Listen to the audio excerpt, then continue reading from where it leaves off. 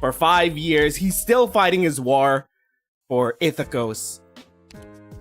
A few days ago, I was reminded that Ithaca was like the last stop of Odysseus on his journey back home.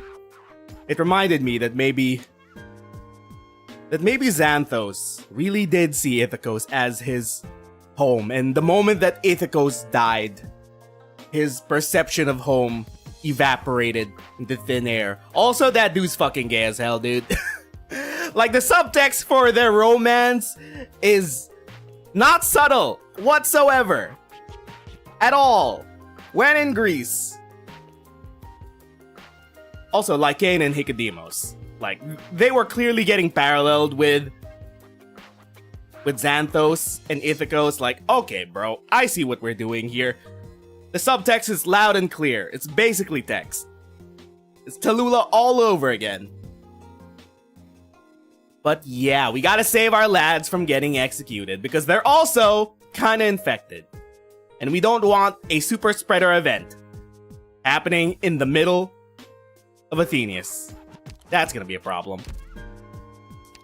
Let's get into the thick of things. Where did we stop? ME-ST-2. So we got 3 chapters left.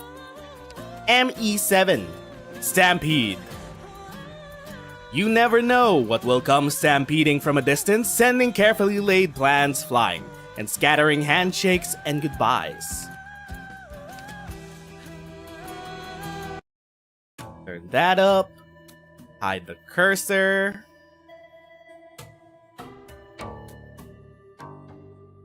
Neuropathy suppressants for 2.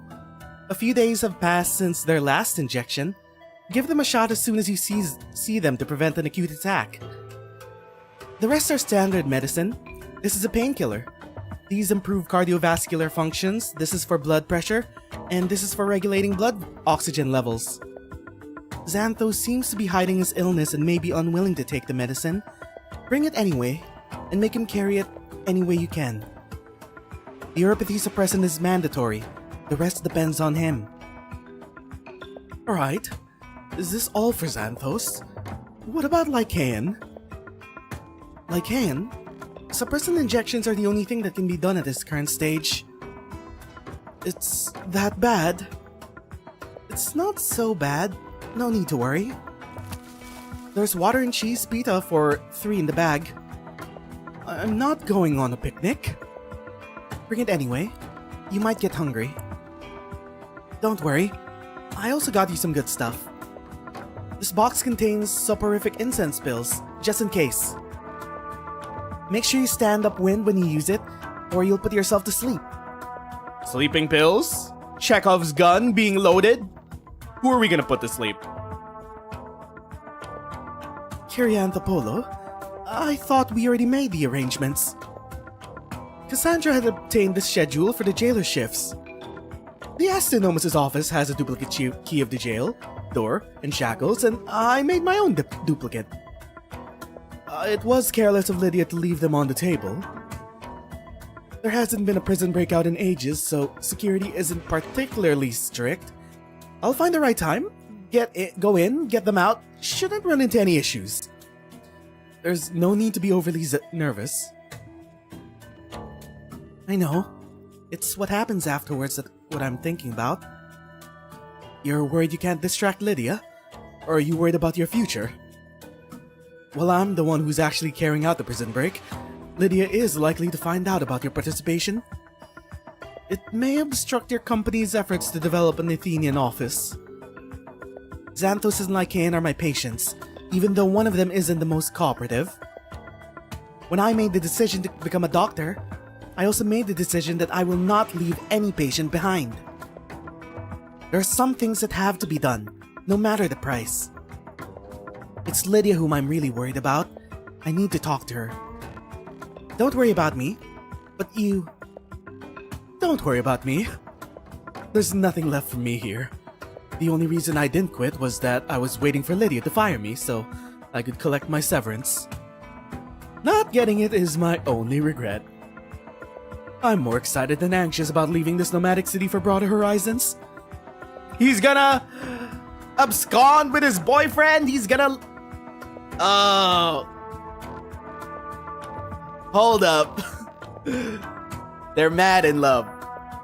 Well, Lycaon doesn't realize it yet, but...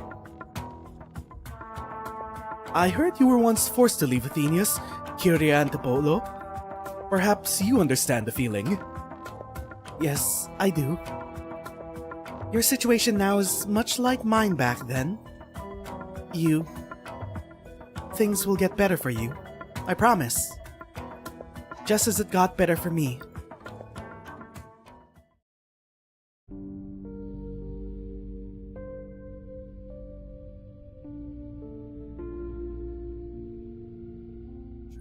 We need to find a way to get out of here.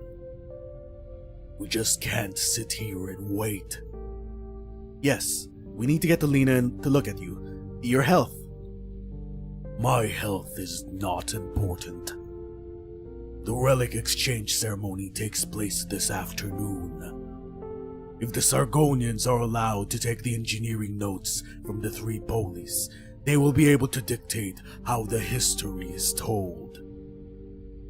This must not be stopped. Wait, this must be stopped. Fuck. Hold it, Xanthos. You have oropathy. Many on the Sargonian border contracted the disease in the conflict, just like you. Yes. Many lost their homes, their livelihoods, but you found your footing after coming to Athenius. You've got a new life. Why do you want to get involved in such things? Maybe it's because I have oropathy. I don't have much time left. I must spend what little I have on things that are more meaningful. Then you're just another Minoan bound for the heroic dream. I don't think about those things. Oropathy saps the heroic spirit. I have not had the heroic dream ever since I left my homeland. Ithacos was his homeland. Ithacos was his home. He was what filled Xanthos' heart, which is now a void. Is that so? Who could have imagined? Ithacos found a good friend on the borderlands. Yeah, good friend. Just roommates. The guards change shifts in 15 minutes. That's your opportunity to get out. Go out the door and turn left, then take the second right turn, and go right every time you see a crossroads after that. You shouldn't see any guards if you get out within 5 minutes. But Hikademos is already planning their escape. You will eventually find yourselves in the kitchen, which should be empty at this hour. You can get out from there. Oh right, the shackles. Come over. I'll unlock them. Why? Why don't I leave? Well, my situation is a little different. Not everyone in this prison is scheduled for a death sentence. Some need to be locked up until the day they die. Like me. Why should I leave when I don't have to worry about room and board? What difference is there anywhere on Terra? Or did you want to ask why I made these preparations? Came in useful right now, didn't it? There. Thank you. You're welcome. I don't know what you're planning when you get out, but I doubt there'll be a place for you in the city anymore. I don't suppose we'll meet again. Ithacos died for his heroic dream. Divine revelations had shown his future. None of us could stop it. But you're not the same. You haven't received your divine revelation yet. Perhaps in your distant future. Until then, live well.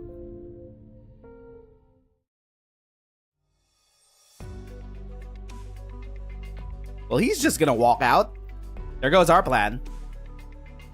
All this stone, these incomplete statues, those scaffolds, why are they still here?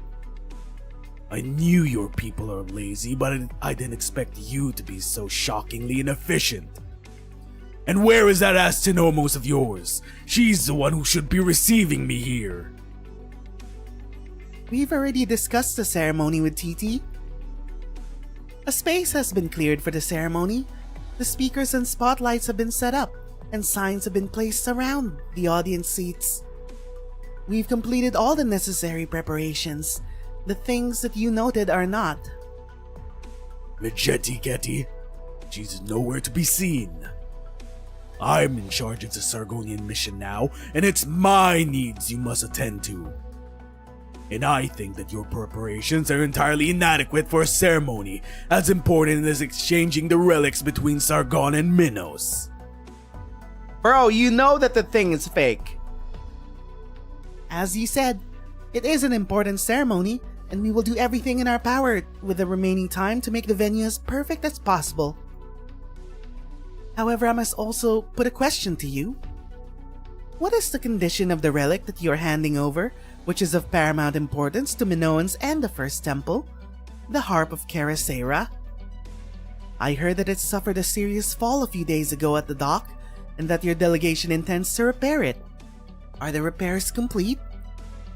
And I'm curious, while I don't know how you, Padisha, and Lydia came to such an agreement, does the agreement include an appraisal as well? You're overstepping, Pallas. We have an accord with the Astinomos. This will be a massive occasion.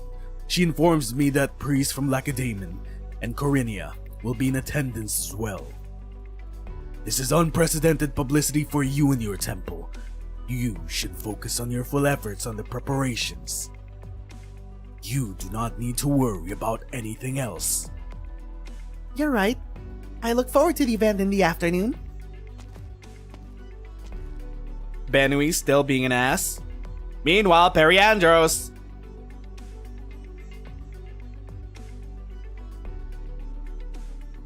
That Sargonian sure has his nose in the air, doesn't he? I'm sure you didn't. I'm surprised you didn't punch him. Or are your plans in motion, and you're just watching the clown make a fool of himself? Clown, are you talking about yourself? You've been in Athenias a little too long, Corinthian. The apples that the Athenian orchards are exporting to Corinthia have already been packaged in boxes. Why are you still here? I'm a priest of Corinthia. It's my job to attend certain important occasions. In addition to business dealings, I'm here at your Astinomos' invitation. Besides, to a Corinthian, transaction that has already been settled belongs in the past. The important thing is to seek opportunity for the future. Is that why you keep sniffing around like a must-beast in a ditch? What favors did Lydia promise you? Is there anything you won't sell for the right price? Your dignity? Your conscience? Even your soul? Everything is for sale, if you can afford it. Rather than pay so much attention to me, I suggest you spend it on the people who are not here. You mean the Astinomos? It's true that she and her Grammateus should be here, but neither are. Perhaps they've been sidetracked by private matters. It's someone else who I'm talking about. As the Sargonian said, the Astinomos has invited priests from the other polis. The guest from Corinthia is standing in front of you, but where is the priestess from Lacedaemon? Think about it. A Lacedaemonian, stubborn, obstinate, serious barbarian for whom violence is the only answer to any problem. Is Lacedaemon supposed to be our Sparta? As far as I know, this particular Lacedaemonian was born in Athenias, and she was taken to Lacedaemon from a young age, for reasons unknown, and grew up in a temple there. Hold up, had to burp. She wears certain elements of Athenias, perhaps as a kind of memento, but she was brought up with an orthodox Lacedaemonian temple education. The three-time reigning champion of the Lacedaemonian Pancratian, and the youngest priest in the city's history, having graduated top of her class. I'm curious, how would such a remarkable figure react if she saw an unexpected scene of chaos? This is a real reason why I stayed. Great. We have a wild card in the mix? Who? The small girl with the huge horns? Is she the Spartan? Good timing. Take over for me for a moment. We need someone here who could be in charge. I'd better find TT. I coaxed a little bit of information out of the Sargonian deputy. Apparently her plan to steal the harp was unsuccessful. I'm worried for her. Well, you don't need to worry about that. She's been sleeping on Melita's ranch, trying to fix the real harp. If she failed, I'll spill the beans at the ceremony. We have to discuss how to proceed after that. The problem is that I don't know where she is. She wasn't at the hotel. She's at the Bird and Beast Ranch on the outskirts. Ranch? Why? Go and find her. Maybe you'll witness a miracle and find that all those things you were worrying about are not a problem anymore. Don't forget what I said to you last night.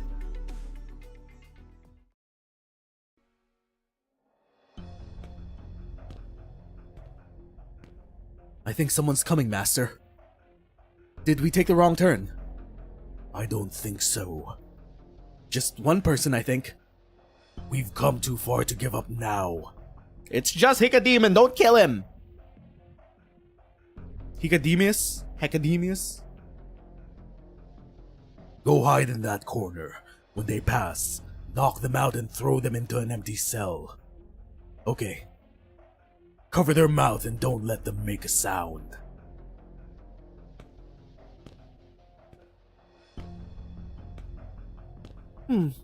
How should I talk to him when I see him?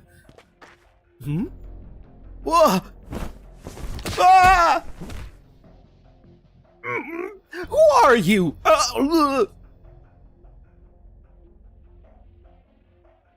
What are you doing here?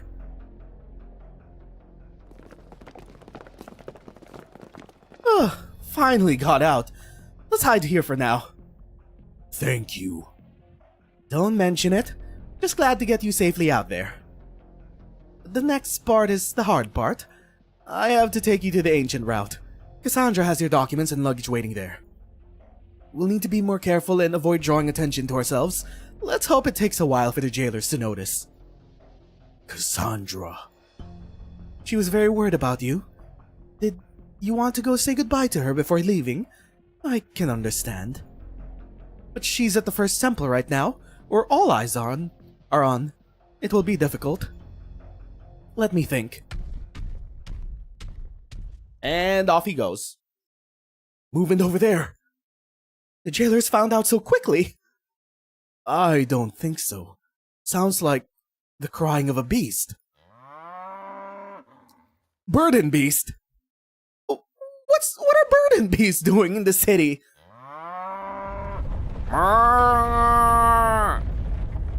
The Bird and Beast are coming straight at us! Master! It's a stampede! TT said the harp that the Sargonians brought was a fake. You're not surprised? I'll talk to her about it later. It's you who I'm looking for. You've been relying on her to handle the First Temple's matters for you these past few days. Okay, kinda caught her. Palace, you lazy bum! I thought we already talked about this. Who's in charge is not important. But she can't replace a priest. Only the priests have full knowledge of the heroes that the temple venerates, the ceremony to invite them, and the ceremonial plays. Only a priest can gather the spirit of the heroes during a performance. You're the only one who could do it for Karasera's first temple. No one can do it in your stead, not even me. Stop running, Palace. I know. I wasn't going to run from my responsibility the day I made the decision to return to Minos. Almost forgot that she was a priest.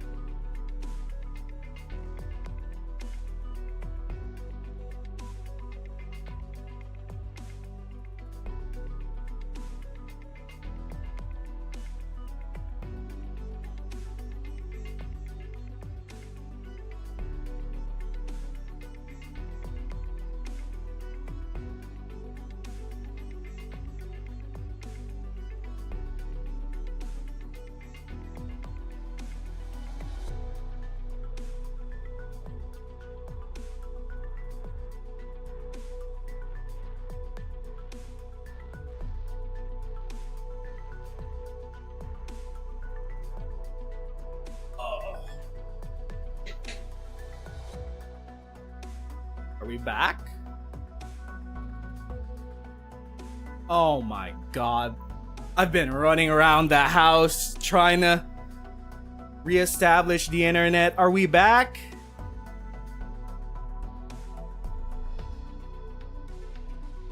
Do we still have the same session on YouTube? We've been disconnected for 20 ass minutes.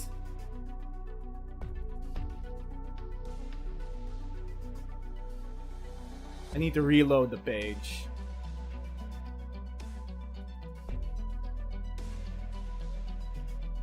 I don't... Wait. Testing. Wait. Oh my god, we're back. Bro! So we have two ISPs in the house. One of them disconnected 20 ass minutes ago. So I've been running around trying to establish our second ISP, but that one's prepaid. So I had to fill up my digital wallet from the bank using data, and then I had to get that reestablished. And the moment I get back downstairs, ISP 1 reconnects. So I paid for ISP 2 just for ISP 1 to reconnect 20 minutes later. Oh my god, dog. I hate internet monopolies. We're back. Where did we stop? We're back, I guess. Also, I saw a huge rat just jump through the window upstairs. Great. Have that to deal with. Cordoned off that room. Me and my war with rats? Going into its 6th year?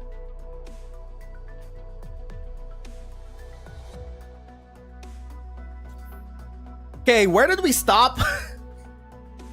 Where are we in the story? We got cut off.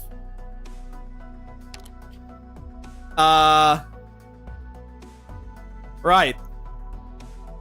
Palace is looking for TT. And there's a stampede going on. Hold up, just gonna make sure that YouTube did not fully disconnect. Okay. That should be fine. Let's just reconnect this. There we go.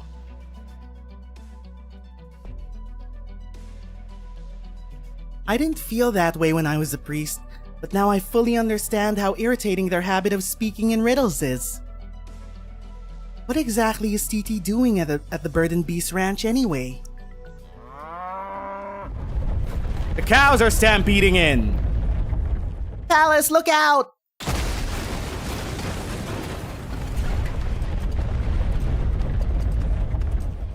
It began as a distant growl, as Pallas rides at a steady pace on the street. Then she sees the distant movement close in rapidly, becoming a herd of rampaging burden beasts. Dozens of burden beasts charge through the streets with unstoppable momentum, leaving peace officers and herders in the dust, sending pedestrians and stalls flying. They wear the scarf of the burden beast ranch on the outskirts. Where Cassandra said Titi was? Something seems to have frightened these normally docile creatures as they form a tidal wave that rushes in the opposite direction of the ranch. The burden beast at the rear of the stampede, there's something on its horn. Is that a harp? Could it be Caracera's? Is this the miracle that Cassandra was talking about?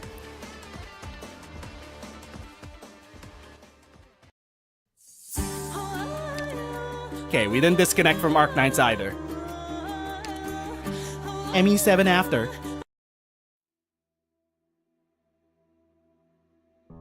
Flashback. Does a Lithanian thin-tailed grass have single leaves or compound leaves? No idea. There are several methods for extracting red velvet mallow essence. Which one is the most effective at retaining soothing properties? No idea. Hold up, hiccups. This Baronia you planted. All I did was help you shovel the soil. I have no idea why you planted it or how. You'll be tested on all these things, Lydia. The Antipolo family has venerated Flora the hero for generations, conducting plant-related work such as those associated with perfumes, medicinal herbs, and plant breeding. The elders are very serious about this legacy. You'll have to participate in their traditional heir selection ceremony in a few years. You need to remember these things. Everyone knows you're the heir to the Antipolo family. Uncle Steros can't stop talking about how proud he is of his daughter. He'll declare you the Flora of Antipolo any day now. I know my father hasn't been fair towards you. He's already shown as much kindness as possible by taking me in after my parents passed away. Besides, you know I have no interest in plants. But father has scheduled a test for next week. You'll be punished again if you fail. I peeked into Uncle Steros' notebook. The thyme harvest has been disappointing. I expect he'll be going to Corinia soon, in order to find suppliers to meet the shortfall. Corinia? He didn't say anything. Crouching in the garden again, Lena? Wait, Steros. Crouching in the garden yet again, Lena. I'm going on a week-long trip. Take care of yourself and Lydia while I'm away. Wow. See? There are certain things that I'm good at, and just like you're good at plants and perfumes.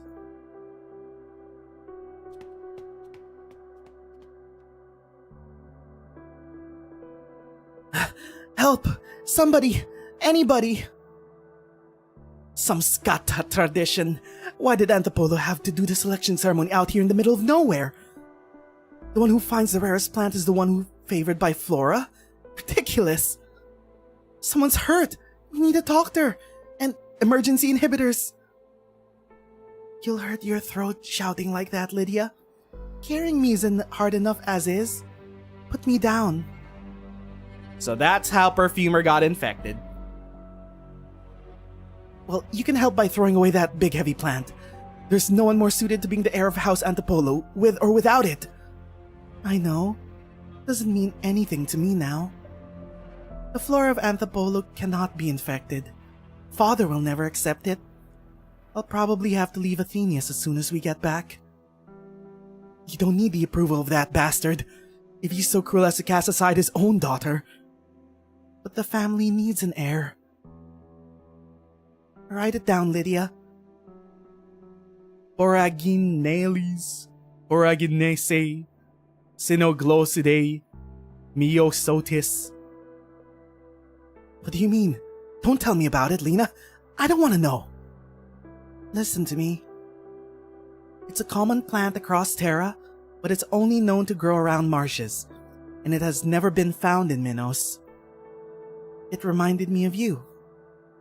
You dislike the family tradition, and you have no interest in plants or herbs, as unlike Antipolo as can be, but you're observant, and you're a good communicator. You'll make a good heir. That's your place. I don't want it. Let's make a bet, shall we? Just like when we were little. Take care of this rare plant for me. If the elders have no issue with my condition, then I'll never make you come with me to that boring garden ever again. But if father shows disgust at my wounds, you must claim to have found this big heavy plant.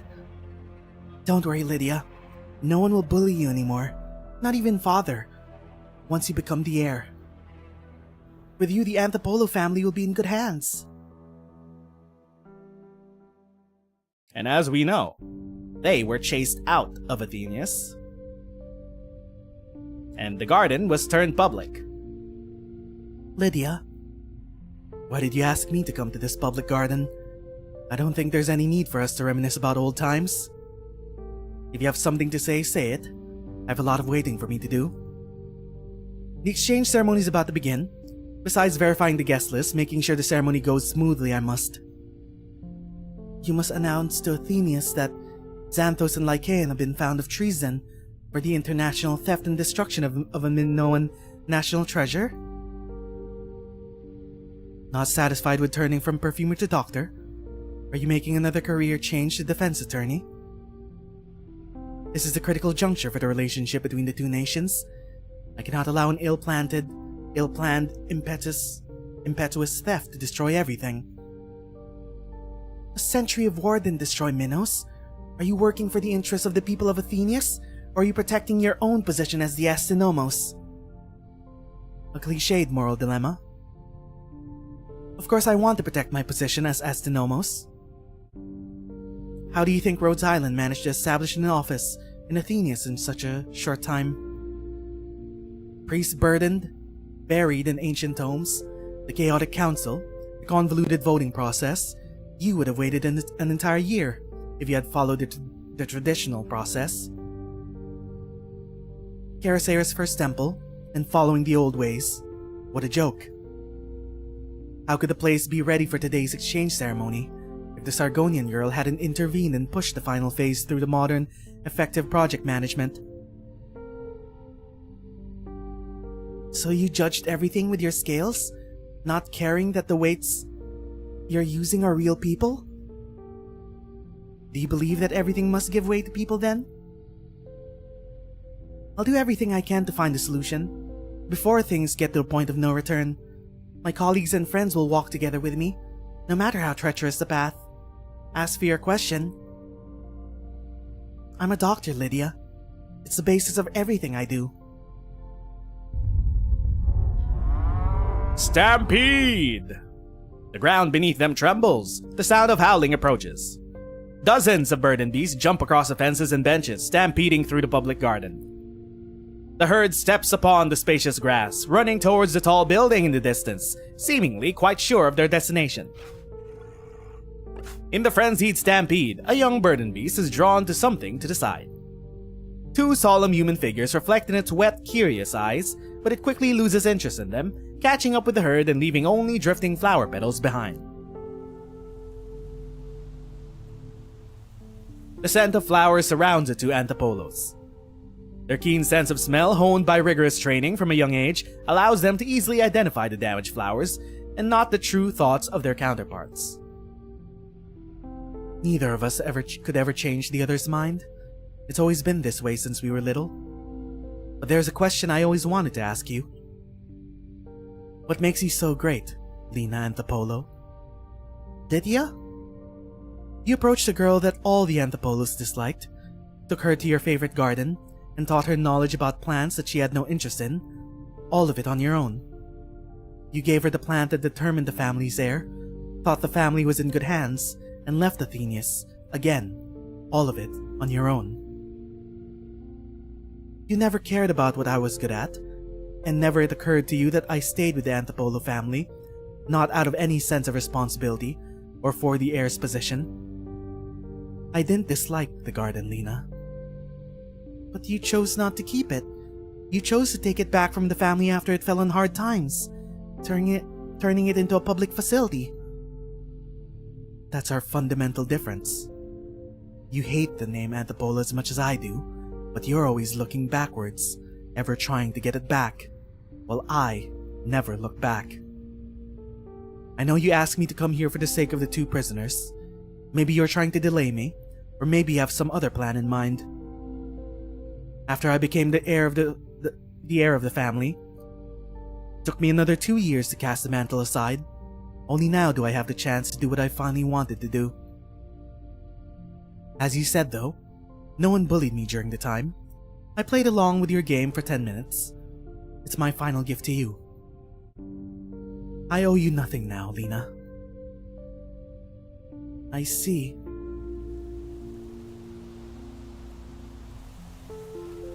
The gray-haired Vulpo gazes at Lena's departing figure. She had imagined their reunion before Lena returned to Athenius. Afterwards, she had imagined their parting. Never before had she was so acutely conscious that they were going to part ways forever.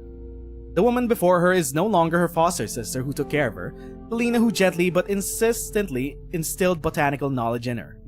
Lena is a Rhodes Island operator now. She has her own dreams and aspirations, her own home that she will go back to, her own family that loves and supports her. None of it has anything to do with Lydia. Suddenly, a thought without any basis whatsoever comes to Lydia's mind. Even if Lena remains in Athenius and continues to work to develop an neuropathy treatment and system, and continues to have dealings with the Astronomus' office, this will be the last time she ever sees Lena ever again.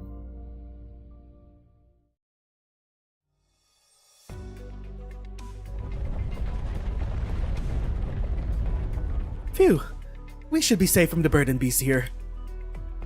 Where's Master Xanthos? I think I saw him head towards the first temple. To say goodbye to Cassandra, probably.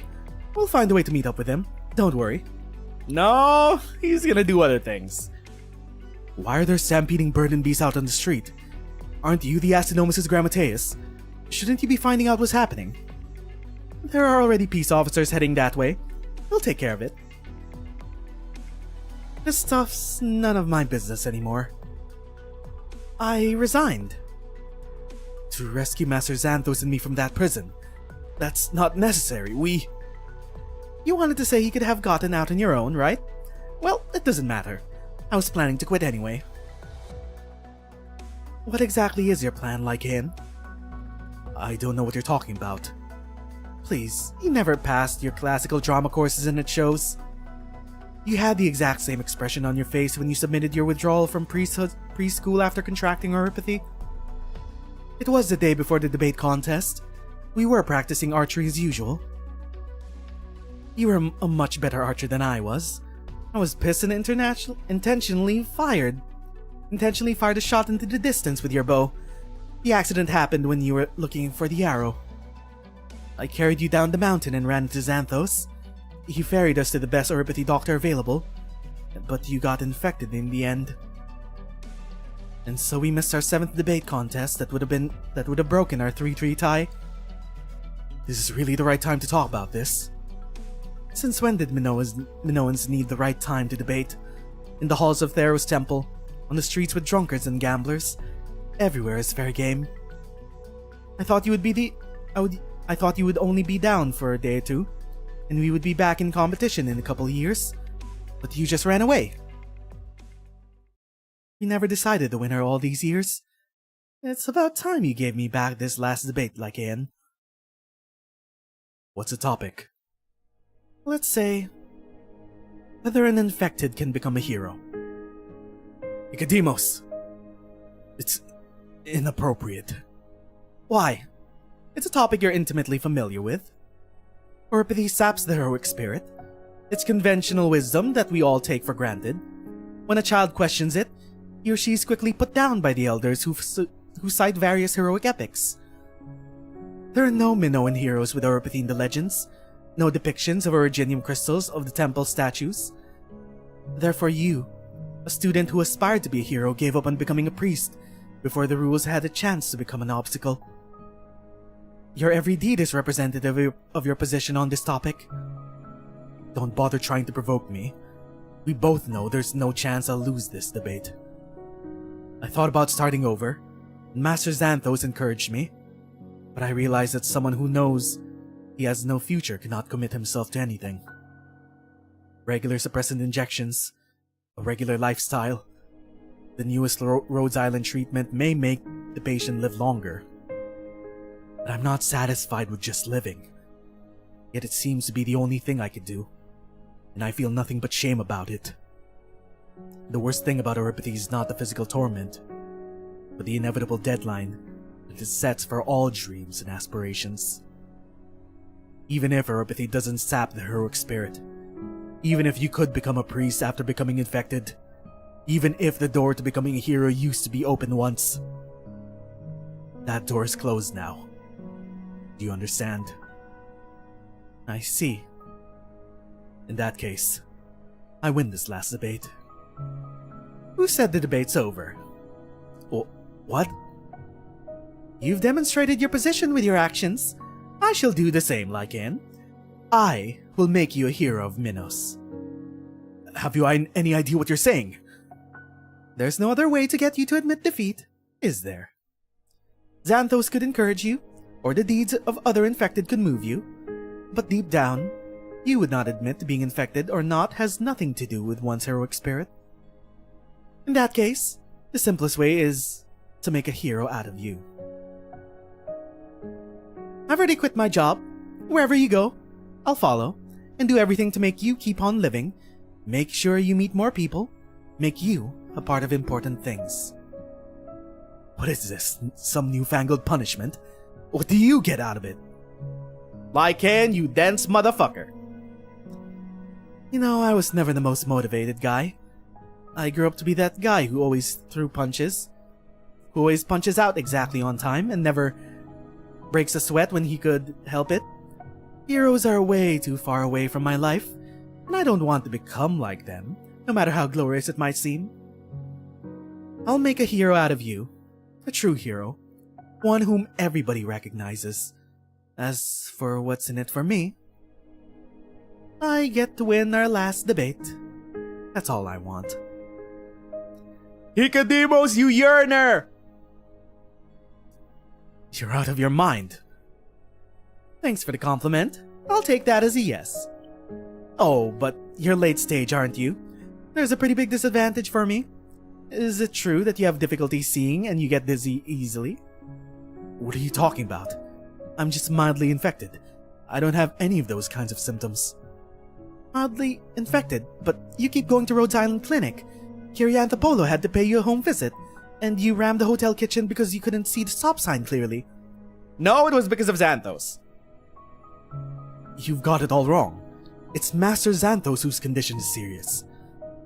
Xanthos? You never had a plan, Hikadimos. Master Xanthos broke out of the prison with me because he wanted to do something that was worthwhile to him, while he still could. Even if the price is his life. He's a playable character. He's not dying. You shouldn't have come here, Xanthos. People are gathering at the temple. You might have been able to avoid the crowd when you came, but it's going to be too much harder to leave. Go now.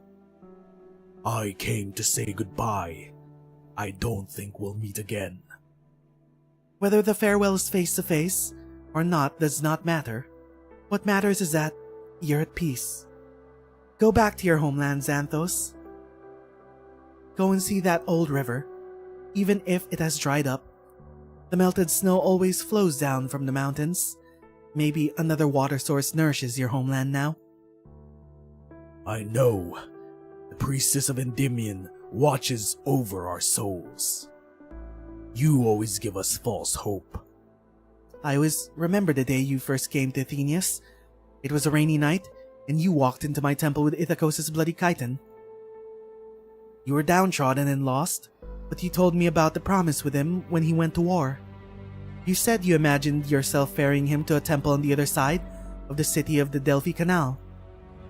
It was the flame of hope, faint and weak, but burning nonetheless. It is not a false hope that I instilled. It is a real hope, burning inside your heart.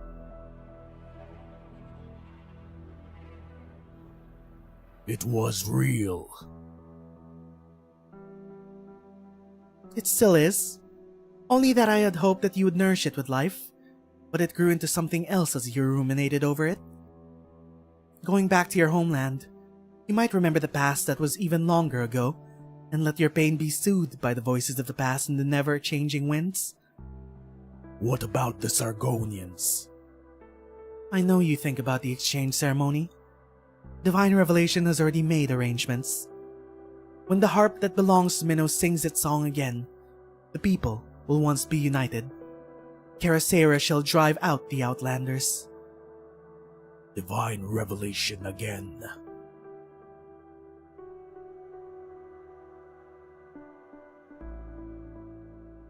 Are we gonna find out that Karasera was an infected hero? And the first hero? There's always a question that I wanted to ask. What is Divine Revelation? How does it get people to willingly go to their deaths? It's the power of faith and belief. It's the accumulation of 1,000 years of dreaming about heroes. The thing that makes Minoans Minoan. We do not have gods in the sense of the word that the Outlanders use. Our gods are our heroes, each and every one of them. Our hero Karasera was once an ordinary woman. It was the guidance of Divine Revelation that led her to sing the songs of heroes and to unite the suffering Minoans on the path that leads to where we are today. Divine Revelation represents your deepest desires. Believe in it, and it will guide your path and make you a hero. Do you mean that Ithacos longed for death? 9 years ago, Ithacos came to the temple and asked me if his dream of a river running red with blood was a divine revelation. I wanted to say no and tell him not to go, but I couldn't do it. Divine revelation poured forth from my tongue, but I could not stop it or alter it, because it was not my place to deny someone else their most earnest desire. As for Ithacos, the blood and tears shed in the construction of the nomadic city of Athenius run deep in his bloodline.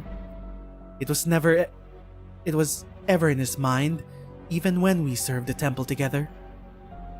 He sought a way out for his soul, a place beyond Athenius where he could build and protect.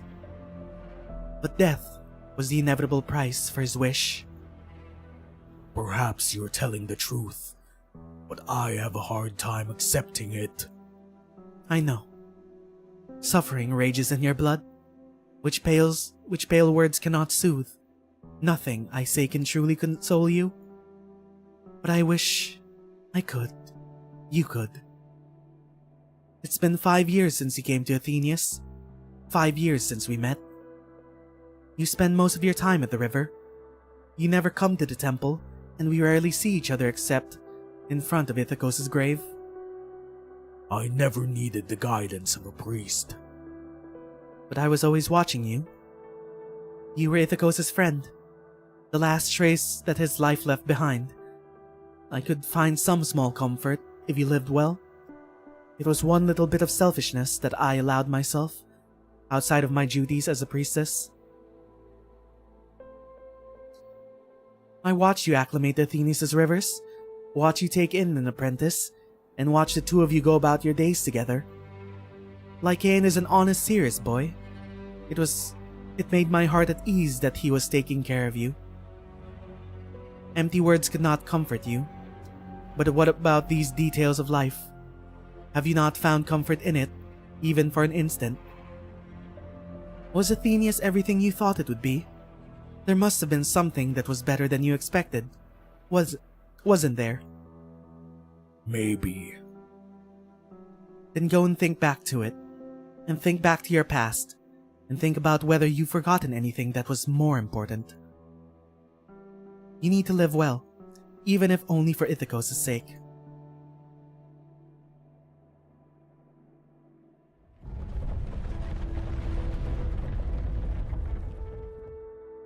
I hear something outside. I need to take a look. The hour is near Xanthos. Leave quickly and avoid the crowds. I think she managed to calm his rage. Meanwhile, the stray tourist, who has a neuropathy band. The temple is so big. How do I get to the audience seats of the theater from here? That Corinthian priest with a long name said he was going first. Or was it going away for a moment? Is he coming back? What do I do? What's that sound?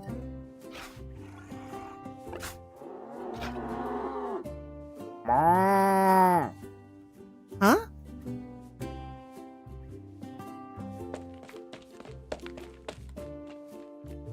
Celery! Onion! Eggplant! Wait for me! Not a single bird and beast responded to me the whole way from the ranch to the city. What's going on? Did something frighten you? Tomato, were you waiting for me at the rear of the herd? Guess the extra care I gave you was worth it. Just give me a moment to catch my breath. Oh, Tomato! Tomato, come back! Wait for me! Meanwhile, the Melita side plot. There are a lot of people in this city. It's dangerous to run around like this. Besides, it's rude to run and make noise in Karasera's temple. That's right. Good one. The burden beast. They've stopped. All she did was gently put her fingers on the burden beast's head. Even Cauliflower, who's normally the grumpiest. They say that even burden beast could understand the music that Karasera played on her harp. I always thought it was just a legend. Convinced myself it must be. I never thought I would actually meet someone who could talk to burden beasts for real. Who are you? How do you talk to burden beasts? Could you teach me? Talk? All you need to do is open your mouth. You can do it, can't you? No, what I mean is, how do the burden beasts understand what you're saying? They don't. At least, I don't think they do. The girl lifts the finger that was on Cauliflower's forehead. The angry burden beast immediately lowers its shoulders and stomps its hooves, preparing to charge. The girl puts the finger back. You still have strength left. Impressive. Are you the herder? Give me another minute. She'll settle down once she's out of energy. The rest of the herd will calm down once the leader does. So you just overpowered Cauliflower with a single finger? So easily? It usually takes 4 or 5 strong guys to keep her down, and even that's not a guarantee. She's strong. Your name's Cauliflower? Nice name. It suits you well. The tile beneath Cauliflower's feet is cracking! Alright, that should do it. The girl lets go and Cauliflower's knees buckles as she lies down on the ground. Then the girl does it to the rest of the Cauliflower's herd. One by one, calming all the burden beasts in no time. I need to get a glass of water after this chapter. I've been running around the house trying to get the internet back, and my mouth is fucking sticky and dry from soda. That's the last one, huh? What's that on your horn?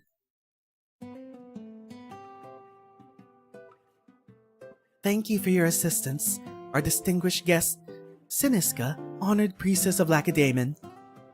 As for the harp you are holding, please give it to me.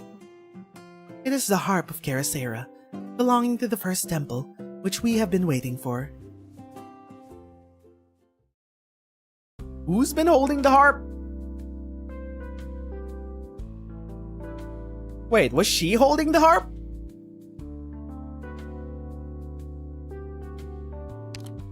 I thought it was with Titi. Titi, found you at last. Did you follow the stampede of burden beasts to the temple? What happened at the ranch? I just fell asleep at the ranch last night. Then I heard a huge commotion before Mia woke me up, and I saw that the harp was gone. I saw the burden beast running down the hill, so I followed them and ended up here. Was it the burden beast that brought the harp back to the square? Yes, it's the miracle that we've been waiting for. The true harp of Karasera. Now the only thing missing for the ceremony is the play. Which isn't so hard. I memorized Karasera's roles in all the plays. Once we settled on the program, we can find people to play the rest of the roles. Hold up, hiccups. About that, I would like to select a play for the ceremony in my capacity as the advisor of the First Temple's completion. Are we gonna choose the band play where Karasera executes the Outlander? Surely that's not gonna cause a diplomatic incident. Why are you so serious all of a sudden? What's the play you have in mind? Karasera and the Outlander. You mean the play that was banned for political reasons and afterwards remained unperformed even after the ban was lifted because no Minoan wanted to play the role of the Outlander? Is TT gonna play the Outlander? Yes, it used to be the most popular classical play used in traditional ceremonies. I will play the role of the Outlander. You don't need to do this. We all know how kind-hearted you are. No, I want to do it. I thought long and hard about it last night and realized that this was my responsibility as a Sargonian, here and now. Okay, be right back. I will refill my water.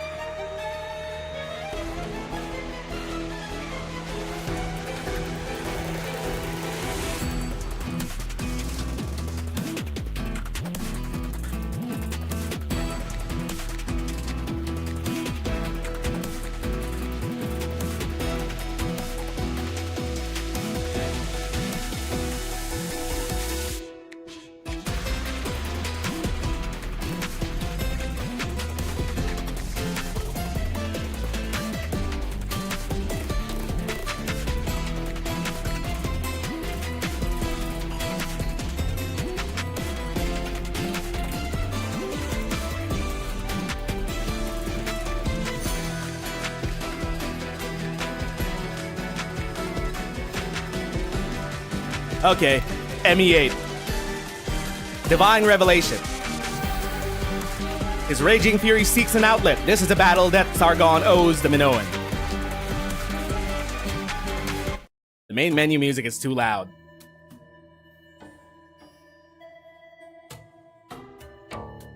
Such beauty. The warm winds welcome the gentle waters of Delphi through the mountains. Upon ruin and rubble we have built our temple. Now the sacred flame burns bright, in the fragrance of flowers and incense. The songs and legends of heroes have given us courage to gather here this beautiful day. Remember how the greedy outlanders invaded our land, enslaved us, and silenced the song for all? But our faith held strong. The outlanders could not break our will, nor chain our free souls. We, the people of Minos, formed in union. Our faith will be and our will victorious. Now we drive the Outlander from our soil. As she recites the lines, Pallas seems to see the old temple and the mountain-rimmed gardens through Karasera's own eyes. Once the people who had lost hearth and home gathered before Karasera, just as the citizens of Athenias gather before Pallas now, sitting and standing. They are all holding their breaths, waiting for the most important moment. The moment that comforts the hearts of all Minoans and shows them that the long night and nightmare have passed, and the beautiful future that the divine revelations and heroic spirits spoke of lies before them. The last Outlander is here. Her heart beating wildly, TT steps on stage, slowly but firmly. This is what she has chosen, her play and her role. There are words that she must say, things that she must do. I repent for all that was done by us, our fathers, and their fathers before them. We have trodden upon soil that was never ours, whether by choice or under the guise of compulsion, out of greed and baseness, out of fear and cowardice. The hands that should have nurtured families tore the families of others apart.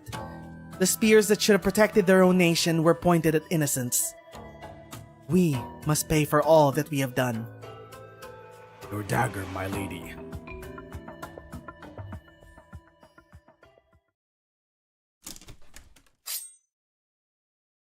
Karasera picks up the executional dagger.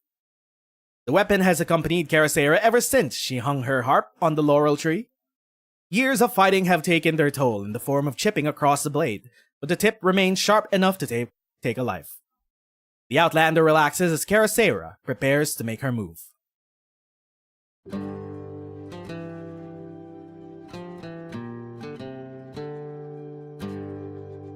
As dramatic music begins to play, Palace playing Karasera hesitates a little. Titi suddenly recalls the soldier who gave the blade to Karasera. His face was covered, his figure unfamiliar, and his motions somewhat halting. Was he one of the actors that she picked for the play? Titi begins to feel unsure. The stage of the theater is wide and empty. The audience seems so far away, but Titi can hear their clamor. Are they excited about the play? Kill her! Make the invaders pay! Or was it for the Sargonians standing before them in the theater? She looks up at the dagger in Palace's hand. The tip of the blade, which should have been made of rubber, reflects a metallic gleam in the sun. All must end here. Only then can we retrieve the harp from the laurel tree, drink fine wine, and return to the mountains and land that nourished us. The play must go on. She must believe in her friend, in the heroic spirit of the Minoans. Titi closes her eyes.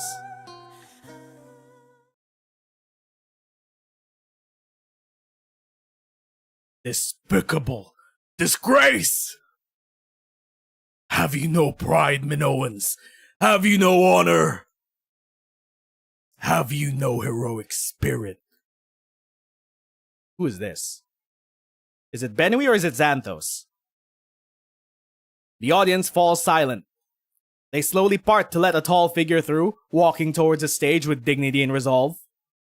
He walks on stage and kicks the Agamem soldier standing in his way to one side. I thought we calmed him down! Swapping the dagger to make a murder look like an accident. Since when did Minoans learn such underhanded methods? Murder.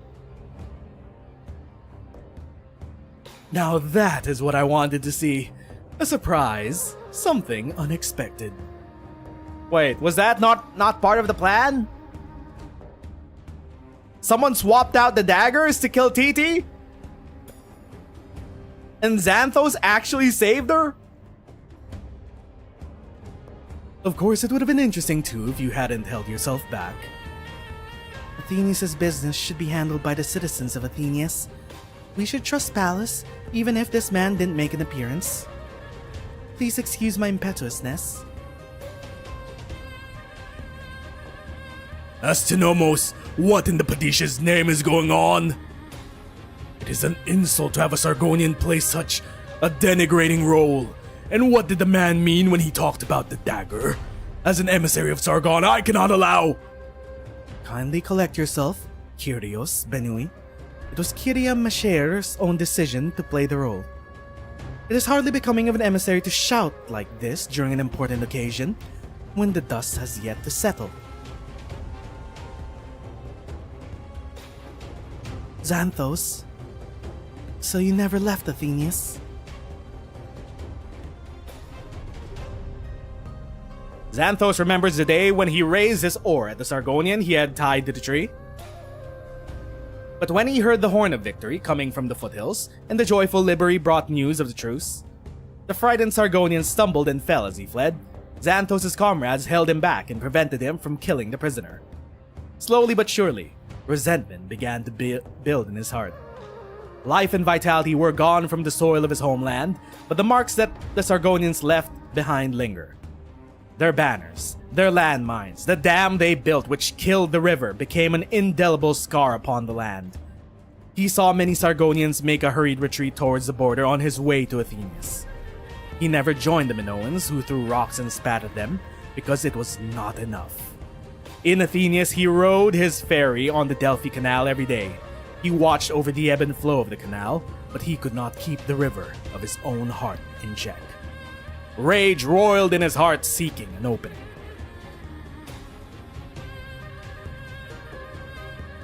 Now the opportunity that he had waited for so long had finally come. He clutches his oar.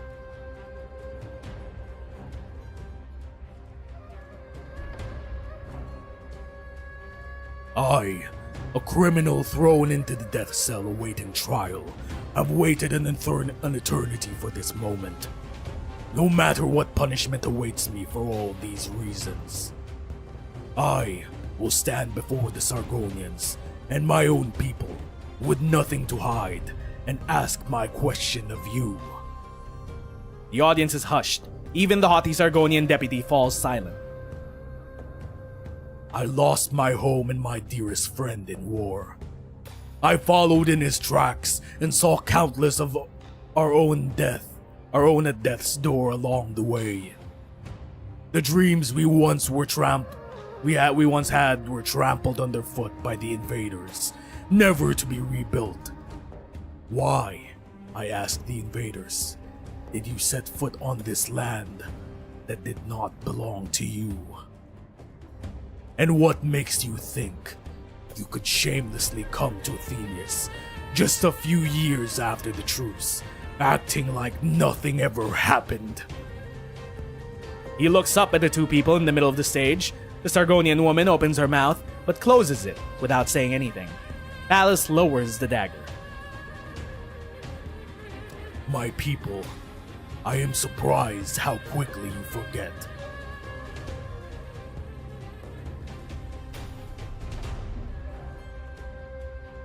Did a century of colonization and oppression leave nothing behind in your hearts? The Sargonians destroyed our homes and cities, distorted our culture, extinguished our language. Is this memory not enough for you to be on guard against the Sargonians? How could you cast the past aside? How dare you continue to deal with them? Culture, exchange, fine words. They're not just taking the technical data from the construction of the three polis, but the blood and sweat that we shed when we built them. They're taking away evidence of their crimes, rewriting history, creating an illusion of Sargonian friendship to wipe away the memory.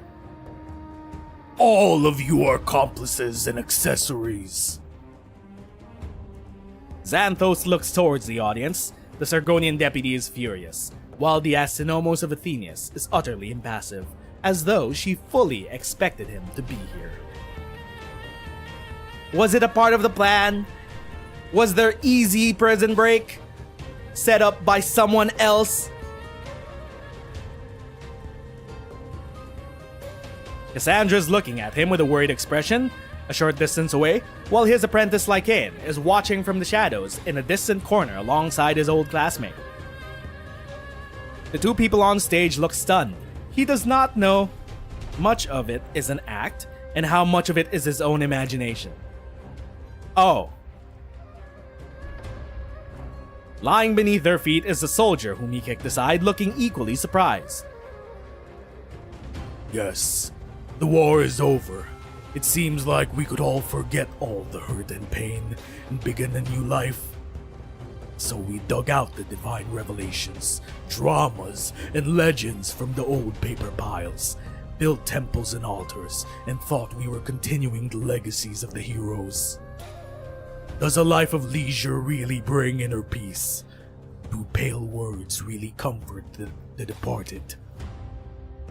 I see only conspiracy, scheming, and selfish desires. Where is the spirit of Minos? Where is true heroic spirit? All is silent. Then, the Sargonian woman steps forward. I can see the frustration and yearning in your eyes. You want to cross swords with the Sargonians face to face. This is your heroic spirit. Here's your chance. Come. As a Sargonian, I owe you this battle.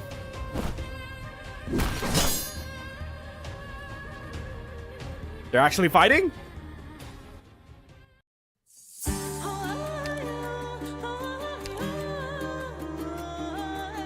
They're actually fighting?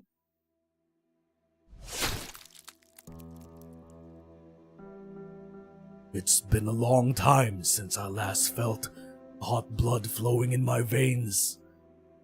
Not since I left the battlefield and left my homeland have I.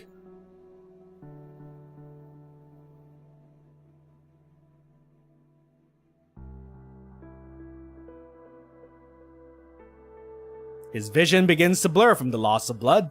Everything seems covered in a white glow, and he instinctively closes his eyes. Bro, if we get a dead wife flashback, the subtext becomes text. Come on, man. He hears the song of a harp, but he does not know from whence it comes. He forces his eyes open and sees himself in an unfamiliar space. He seems to be floating in midair, people passing in front of his eyes without acknowledging him. It is as though he is in a dream.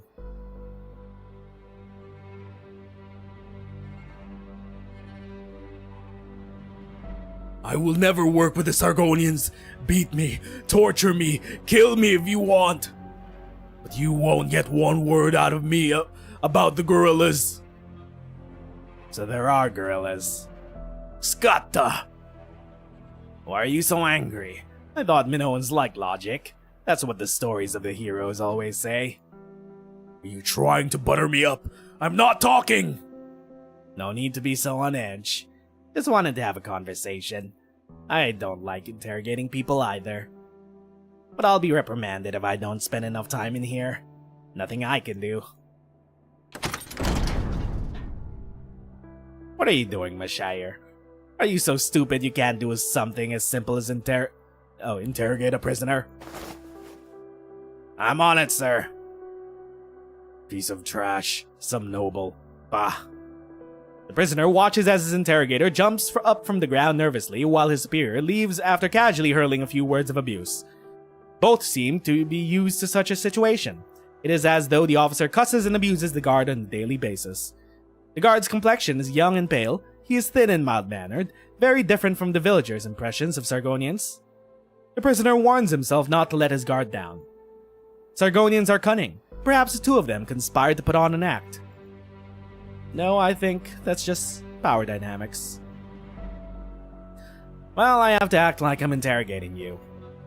Could you say something? Anything? Anything? I've got a litany of curses for you. I could go on for days.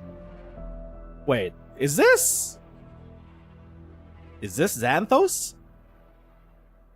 Let's talk about something else. Something nicer. Something that could help us forget about the struggles and helplessness. Tell me some Minoan heroic stories. I know some of your legends from the ancient books that I collected, but they're not easy to find in Sargon. Whose perspective are we seeing right now? You already told this story a couple days ago, I remember. Anything else? Think. Weren't we just putting on a show for his superior? Why is he taking such careful notes? Why would the Sargonian love Minoan legends so much? Is there something not right with this guy's head? Wait, is that Titi's father? You've only told 100 or so. There must be more stories and legends in the land of heroes. Trying to provoke me? Not falling for that. Fragments you heard from the elders as a child are fine. It doesn't need to be complete or popular. The kind of story that would make a little Sargonian girl dream about Minos. There must be more, right? Scatta. Well, if that's what he wants, I'll just make one up. It's not like this idiote Sargonian could tell. Alright, let me tell you about Siopi, the silent hero. Siopi the Silent Hero was a fake story? But that's Titi's favorite story. It is the strangest experience a prisoner has ever had. No one would believe the story if he told it. He decided to take it with him to his grave. If he ever gets out of here.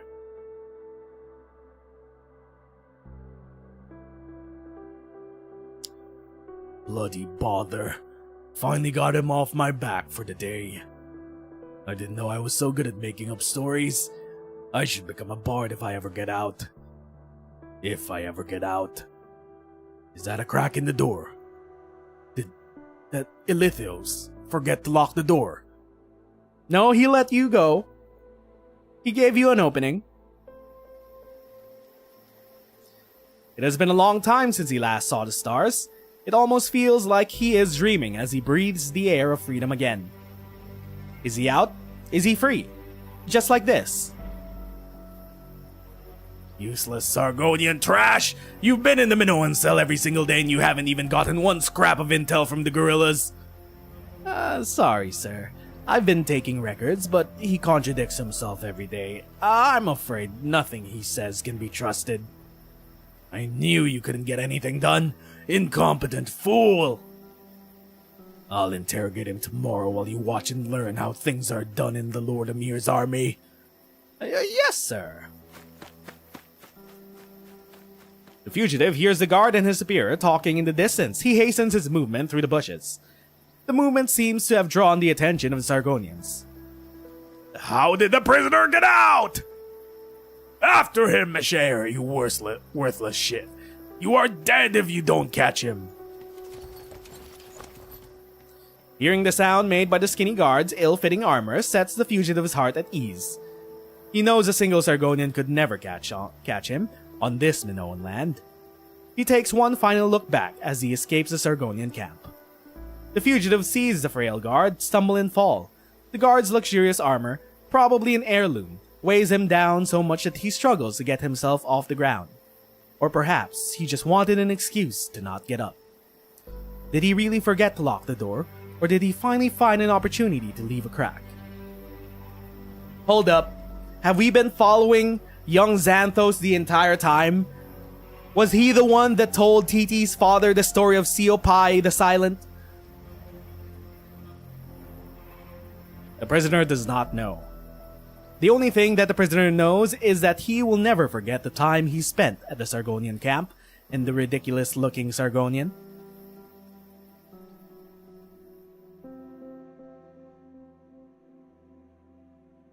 What is this? It's my father. Xanthos turns around in surprise and sees a Sargonian woman standing in the same vision as he. Oh, she used her dream arts, her sleep arts. There is surprise on her face, yes, but also nostalgia and poignance. I know he came to Minos in the Lord Amir's army, but he was sent back to Sargon for his incompetence. He would have received a heavier punishment, but what little glory the House of Mesher had left protected him one last time. He never really achieved anything, and it wasn't a surprise that he would mess up after he was conscripted. He didn't like to talk about his time in Minos, and I never asked. I didn't know this was where his stories of the Minoan heroes he told me came from. He's very different from my image of a Sargonian. Yes, he was always weak and soft, never talking back even when insulted to his face. I always wondered why he loved heroic stories so much when he was the furthest thing from a hero. No wonder he told me the story of Siopi the Silent so many times. The hero who kept the secret for 30 years. He planted the seed of heroes in your heart.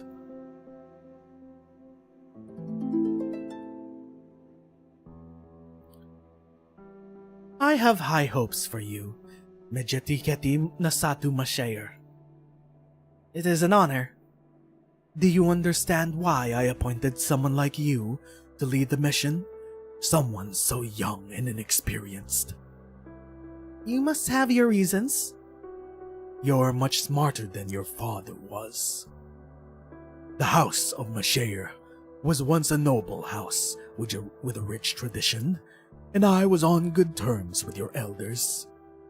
It pained me to see the family fall on hard times under your father, one who was frail and idle.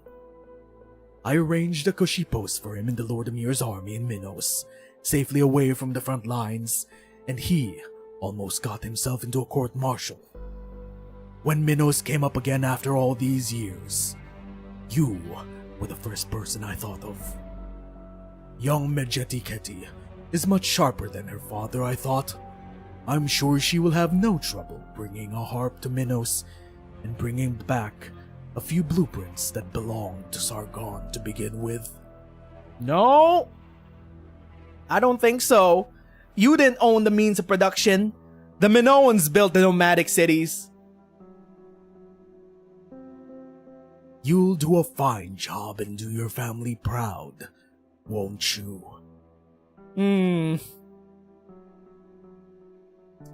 Yes, Exalted Padisha. I love the legends of Minos, and I've always wanted to see true heroism with my own eyes since I was little.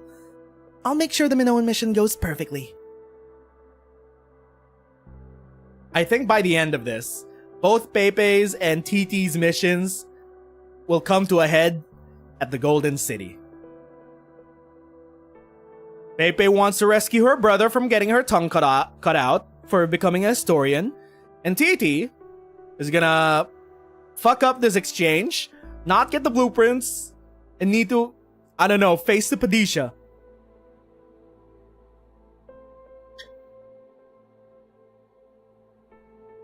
The Padisha said a bunch of flowery words to me before I left, but I never understood why he made me the head of this mission. I guess it's because it's easy to get rid of me if something goes wrong.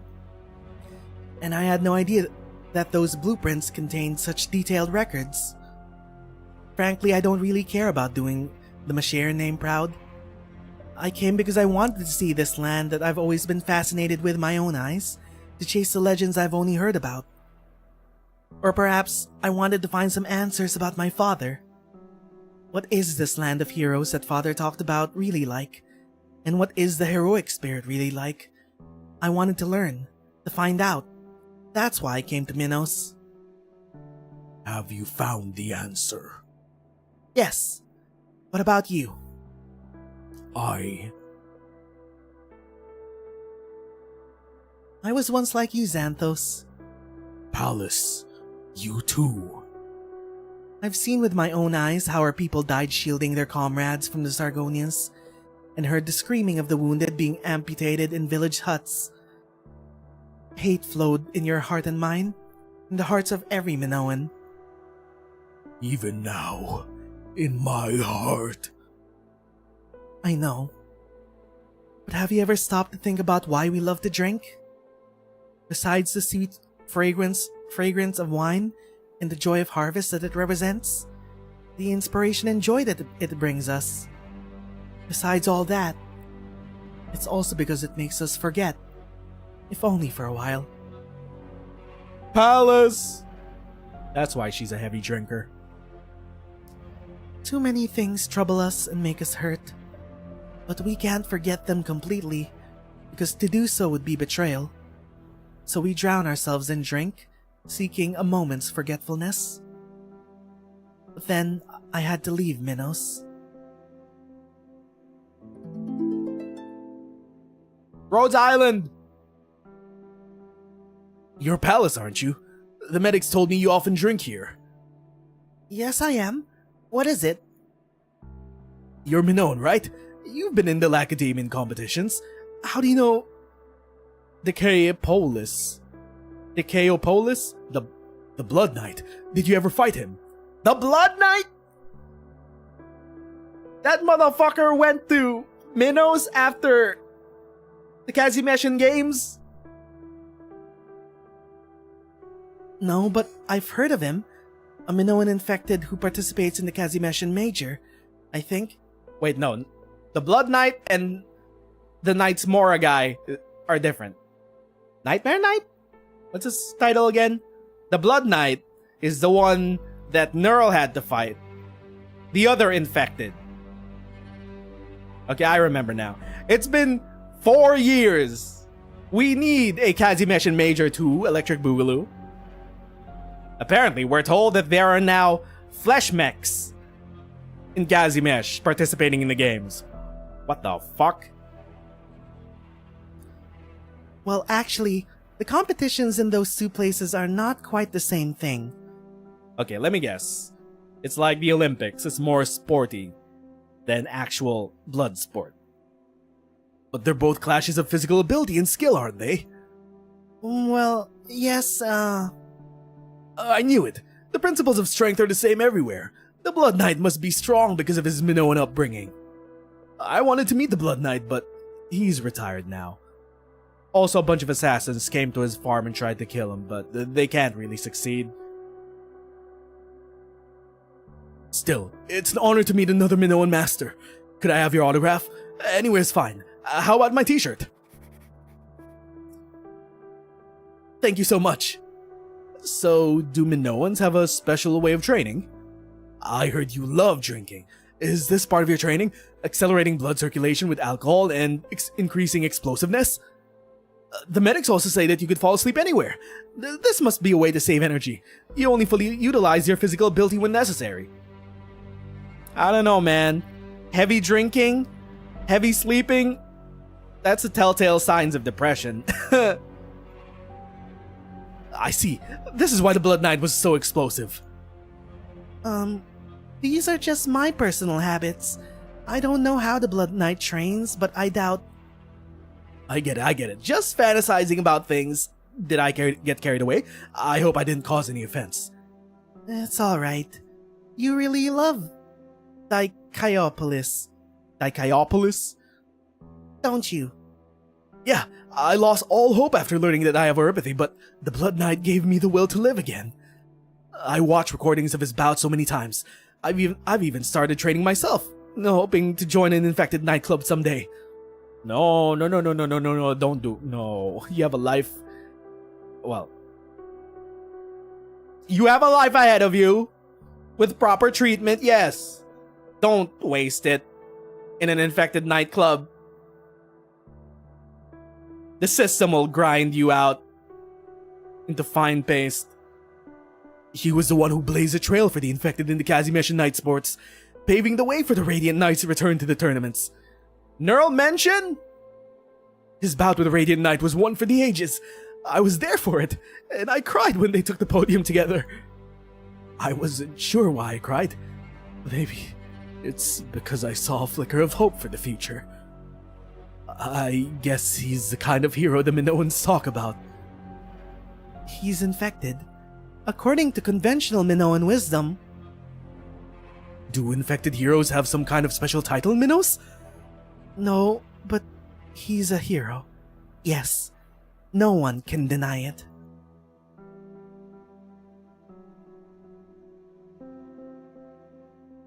Traditions don't stay unchanged forever, Xanthos.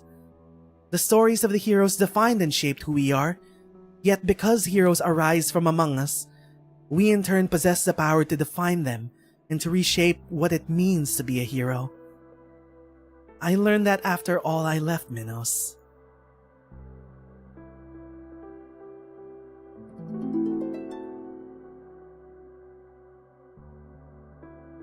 Who are these? Hold up. Is that the drunkard? That's the drunkard. And is that one of the cops? Our goddess of victory is back. I heard you destroyed another Sargon cavalry unit that tried to sneak across the border. I told you not to call me that when we're in the village. It's embarrassing. It was a title that we gave the palace. Whoever leads us to victory is our goddess of victory. That's what Pallas said when she left. You can use this overblown title however you want, if it scares the Sargonians. As long as we still have our goddess of victory, you'll keep the Sargonians away. Interesting. So Palace represents Nike in the story.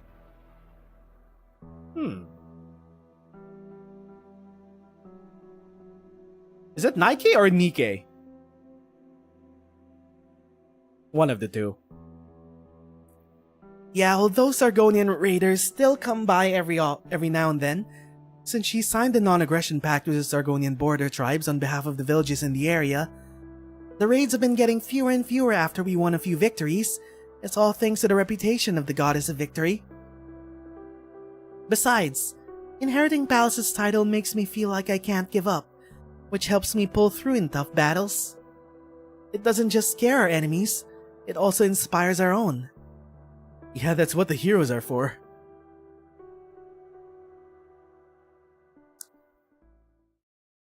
The village of Arknights brings back so many memories.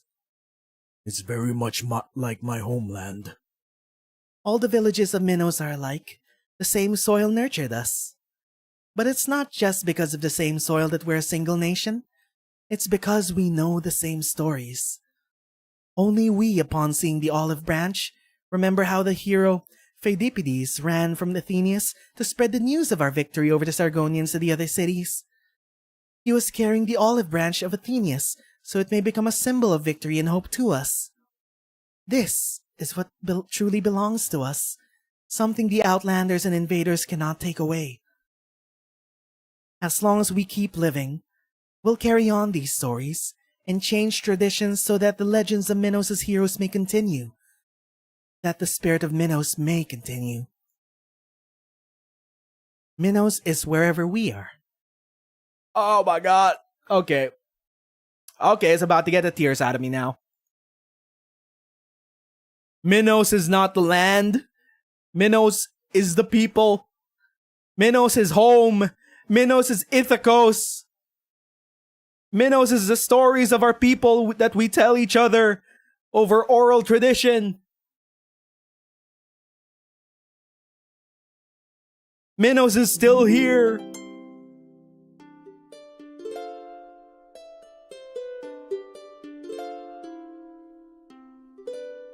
It is a strange scene that unfolds before the eyes of the citizens of Athenius and the guests from Sargon and the other city-states. It is an exhilarating battle, but when the oar-wielding Minoan warrior's blood falls upon the strings of the harp in the hands of Chrysaor's statue, the ancient harp begins to make a sound, like an old machine starting up after a long slumber, its gears slowly beginning to turn. As the harp begins to sing, the trio on stage slows down, entering a trance-like state, sometimes angry, sometimes sad, sometimes laughing, sometimes weeping.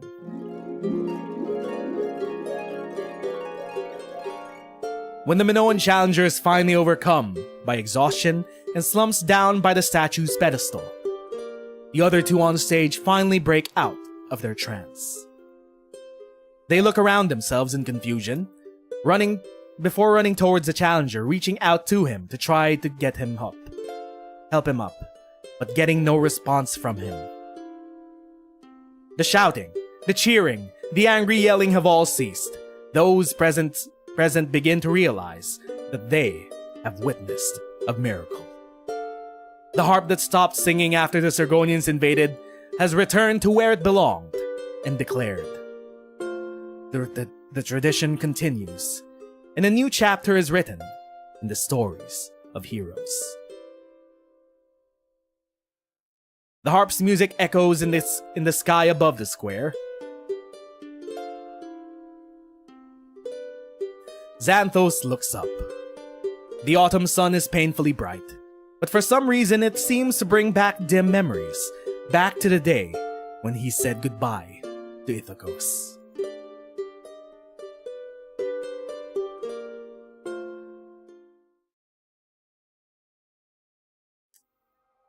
There's the dead wife flashback.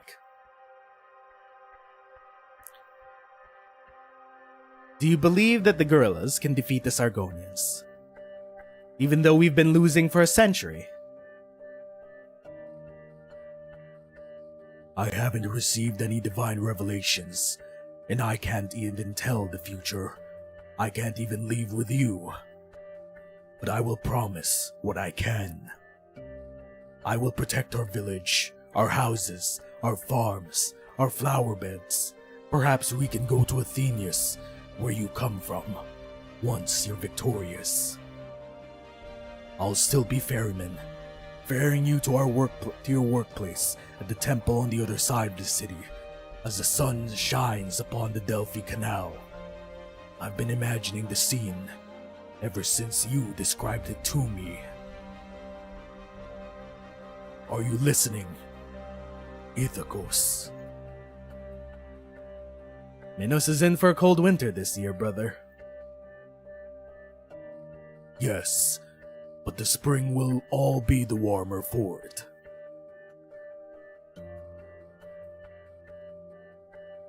He finally remembers what he said to Ithacos. And he remembers the warm smile on Ithacos' face at the answer. The pain and anger of losing a dear friend had clouded his memory and caused him to forget what was most important. But things will get better. When spring comes and war is over, when life gets back on track. The wounds of the earth will heal, and the snow melt from the peaks of Heria will continue to flow, bringing flowers and reeds home.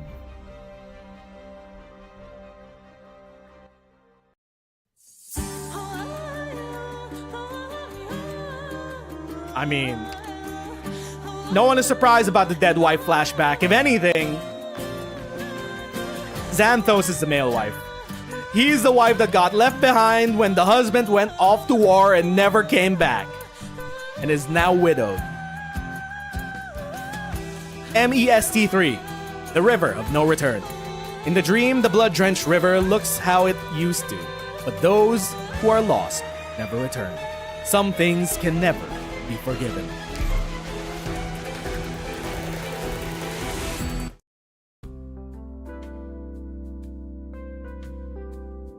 Medication and suppressants that need to be administered on a regular basis, fresh from Rhodes Island office.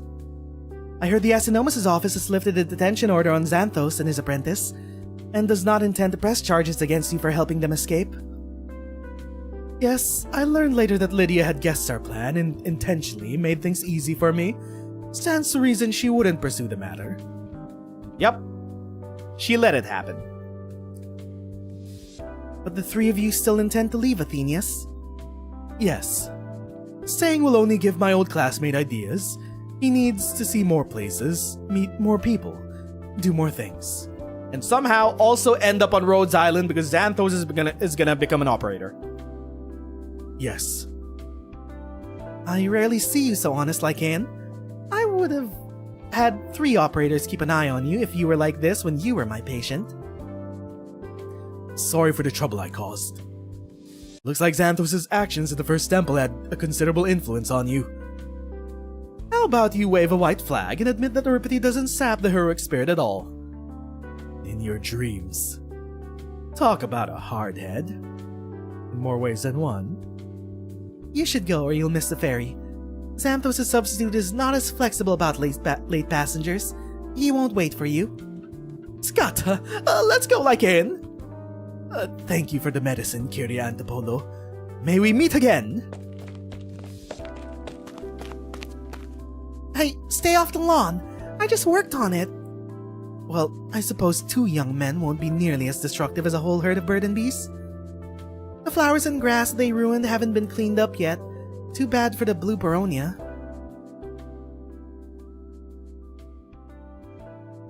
Sob, sob. Don't cry, Lydia. If the bad guys ruined the house like they ruined my old home, we won't have a home to go back to. What would we do? Don't worry. I'll never leave you behind, even if the house is gone, even if we're separated. Spoiler alert, she had to leave her behind because of Euripity. I know. Look for this garden if you're far away from home and don't know the way back. Garden? Yeah, I'll plant Blue Baronia here so that you'll know you're home when you see it. And if you find the way first, mark it the same way, won't you? There was Blue Baronia planted. when Lena came back. Which means Lydia was waiting for her sister. Alright, as a promise, Lena. I got the hiccups again. The public garden's lawn, once filled with flowers and herbs, is now filled only with bird and bees' footprints. Even if it has temporarily lost its beauty, however, the blue petals remain in the soil. So many blue beronias. You think of the past too, don't you? Thank you, Lydia. I'm home.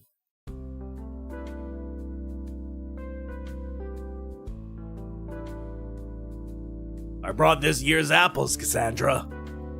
The portion set aside for the temple's offering has been set to the cellar. I saved this for you and the others at the temple to share.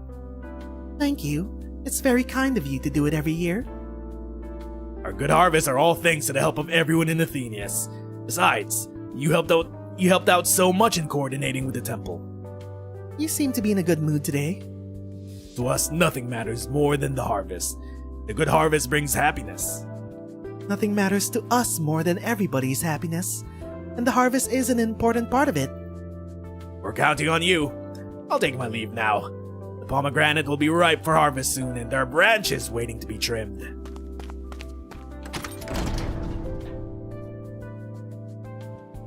Sweet apples and bright sun. What a lovely day. The ceremony at the first temple was successfully concluded, and the ferryman that you were caring for has found hope. All is well, isn't it, Heraea?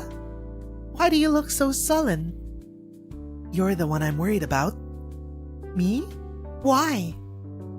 I've been thinking about what you said when you came back to Athenius. You said you saw the beginnings of Minos in your dreams, saw Carisera in her first temple. You said you thought a lot about Minos' past and future, about your own goals and direction. All this is why you came back. The events of recent days seem to corroborate my interpretations of the divine revelation. It is not a beautiful future of smiles and flowers. The unease lingers in my heart. So what happened at the exchange? Minos got the true artifact back. The Sargonians got their technology back, but were they not able to whitewash the history of the building of the nomadic cities? What went on? Hello? Divine revelation is simply the direction that the spirit of heroes has chosen for us, shown us. It is not an inevitable future. We learned about that in preschool. That's true for ordinary revelations, but... For example, I wanted the harp to return, but the peculiar manner of its return makes it seem so inevitable and unchangeable. Look at it from a different perspective. While the final goal was the return of the harp, the manner of its return was wondrous. Perhaps it's the same for my revelation. Or perhaps your interpretation is not the final goal. It's only one of the trials during the process, and the goal lies elsewhere. I hope you're right. Besides, the recent events have demonstrated that it was right for me to come back. Minos needs me, and I need it. But you don't want to take over the first temple, despite the fact that the bulk of work is done? Is it because you believe your Eurypathy will be an obstacle to priesthood? But Xanthos told me about the vision he saw in the temple square. I thought you didn't worry anymore. Traditions can be changed. You were right. It can initiate a vote at the council. No, I didn't propose rebuilding the first temple to become its priestess. I wanted to unite our spirit. Not just Athenians, but other city-states and Minoans too. I heard Lacedaemon and Corinthia have changed a lot. I want to see them for myself. So did you come to say goodbye? Not quite yet. I want to see the temple project through to the end. I'm not missing the completion party that Cantia is already preparing. The drunk? Carefree as always. She wants a drink. But also, is that a tease to more Minoan plots in Corinthia and Lacedaemos? Possibly with Pallas Altar? Hold up, isn't Pallas a year 1 operator? That puts her on the list of altars that are potentially down the pipeline. Don't mind Shining. We're gonna completely forget about what's going on with Shining and her family. Don't mind her. Ignore her. One of these, we'll get to her altar eventually. I guess we're setting up Palace Altar now. Thank you for the kind invitation. It was quite an unexpected play. Athenius is about to depart along its planned route, and it's time for us to depart as well. I hope you will excuse the unpredictable events that occurred. It seems I did not plan for every possible contingency. On this, there is something I'm curious about. The ferrymen openly accuse you of making secret deals with the Sargonians on the Temple Square, and you were summoned to the council yesterday for an emergency meeting. Yet you are back in your office safe and sound. Did you have a trump card up your sleeve, or is there more to this matter than meets the eye? More than meets the eye is overstating it. I had simply made certain arrangements for the follow-up to this matter. The council heard the explanation and is satisfied that I remain competent to govern. What did she set up? How is she still in power? She allowed Xanthos to make the scene, so it was within her plans. Did she know about the true harp as well? Or did she get a one-up on the Sargonians? As for the details, I regret that I'm unable to share them as yet. They will reveal themselves in due time. All we need to know is that you remain the Astronomos of Athens, with sweeping authority over major matters of administration and governance. I'm glad to hear it. And now, I have a formal proposal to make. I'm sure both of you understand that dramatic changes are happening in Minos right now.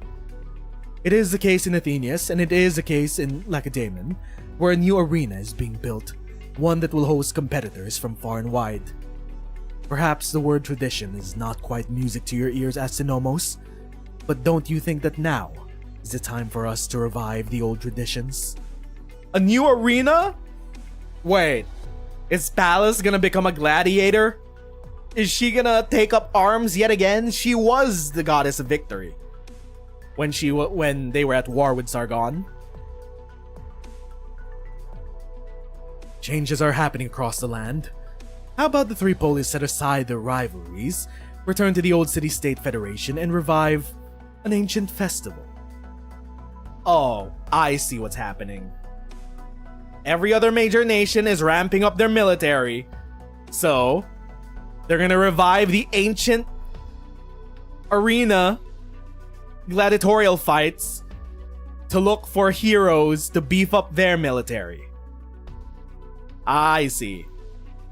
The scattered villages and minor polis will surely answer the call, and the nation will grow stronger. Yep, exactly. It will be the perfect opportunity to restore Minos' glory and to spread the sacred flame across the land. What do you think? Is this why you've been snooping around, Athenius? You were investigating us. Old merchant habits die hard. Can't go into the market without doing research. I apologize if I cause any offense. You're good at causing accidents. I'm afraid I can't give you the answer right now. That's not a problem. It's right to be prudent. What about you, Priestess Siniska of Lacedaemon?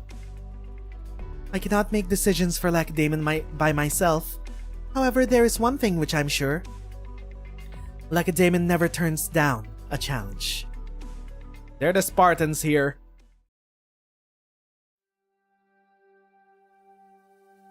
And I think Titi is finally leaving. I'll take you across the river. Then you should go directly back to Sargon. Man, I feel like a prisoner being deported. Just kidding. I understand your friendship towards Minos, but you are still Sargonian, nonetheless. And I have a hard time abiding Sargonian feet upon the soil of Minos. I understand. I've been thinking whether there's anything else I could do for Minos, for the mistakes of my forefathers. Whether I should leave the engineering notes of the three polis and bring only the blueprints back.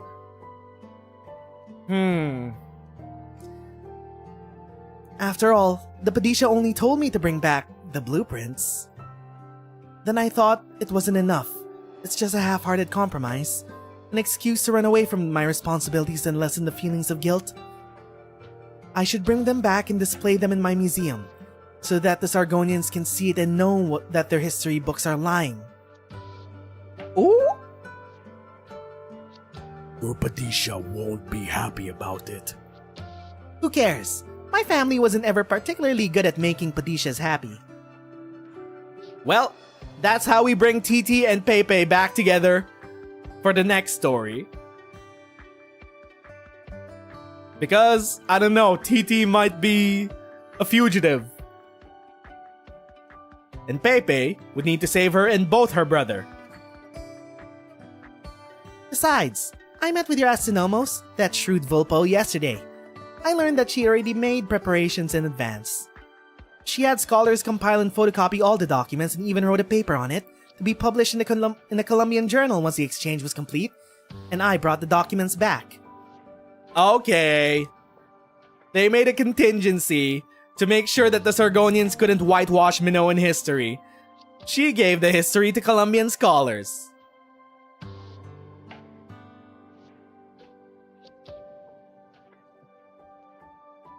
She asked me to write a foreword from the perspective of a Sargonian, providing endorsement for the paper. And she wanted to leverage the connections I built while studying in Colombia to invite experts to study these invaluable historical records. She said she would name me an honorary Minoan for this. I admire your courage. Just doing what my father couldn't. Besides, I enjoyed my time in Athenias. I went to see the priestess of Endymion Temple yesterday, and she said the vision I saw on stage was a divine revelation. It was a surprise because the book said Minoan divine revelations only happen in dreams. Divine revelations can occur in the form of dreams, visions, or voices, but dreams are the most frequent form they take, because they are an important way for us to interact with the spirits of the heroes and the departed. That's what the priestess said. I told her about the vision I had on stage and the dream I had at the Bird and Beast Ranch. She gave me a very detailed analysis. Finally, she told me in that solemn and mysterious tone, "You may not believe it now, Miss Kyria Mashayer, but I believe your revelation is a sign that one day you will become a Padisha." What? Titi will become a Padisha? She is based on Nefertiti. How did she get that? She wasn't messing with me, was she? I'm an honorary Minoan now. I'll believe it. I'll actually believe what the priestess of Endymion tells me. You're free to believe. Divine revelations are simply a form of guidance. Believe in it, and it will bring you strength. Perhaps a lot of tragedies could have been avoided if a Padisha like you ruled over the Sargonian border. I think I understand now. Then I'll take it as a sign of a responsibility I may have to bear in the future. I'll do my best. Padisha Titi, the honorary Minoan. This public announcement, is it a referendum? Yes. I'm going back to Athenias after I take you across the river. The citizens of Athenias will vote on whether to banish me from the city for my recent actions. But you did it for Minos. Regardless of the reason, I must face judgment for my actions. It is the responsibility that I must bear. It's time. Let's go, Kyria Mashayer.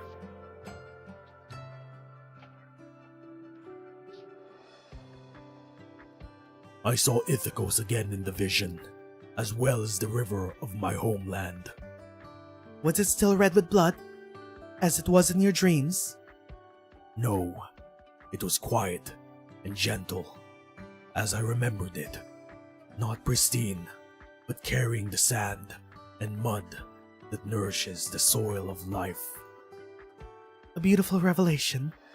You'll be able to take up poems again, no matter where you go. Yes. He's at peace. Whatever the result of the referendum, Whether he stays in or leaves Athenius, Xanthos will accept it with grace. He walks towards the square.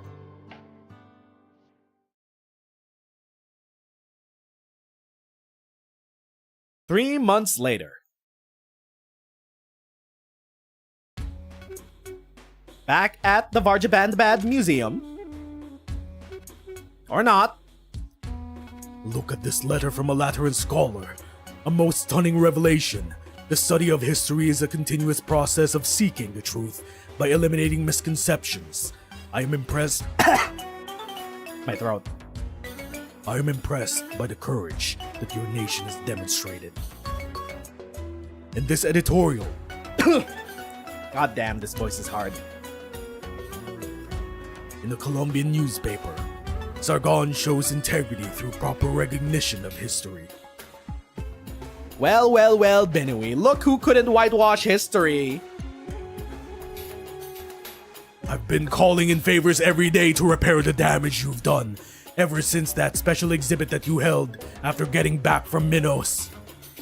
I hope you understand that such maverick methods only work once. If anything like this happens again, you'd better think about what you'll do once you've removed as curator of the Varjabandabad Museum. Is this your will or the Padisha's? Is there a difference? My will is the Padisha's will. Uh-huh. Can you actually speak for them like that? I thought we had a consensus before we left Minos. The success of the exchange ceremony and the mission of friendship with Minos is all thanks to your leadership. In turn, it will be your responsibility to explain things to the Padisha. However, much or little you say is entirely up to you, as long as the Padisha is happy. The exchange ceremony was completed under my leadership to begin with. Besides, how was I supposed to know that you would be so audacious as to... Don't think you're in the clear just cause you smooth things out for you. I smooth things over for you this time. There won't be a next time. Besides, and don't you dare say I didn't warn you. This matter has had a significant impact far and wide. My connections have told me that the City of Gold has sent a herald to Menat-Hamayit. Uh-oh. Titi is being summoned to the Golden City, where Pepe is also headed to save her brother from getting his tongue cut out. You will watch your words and behavior from now on.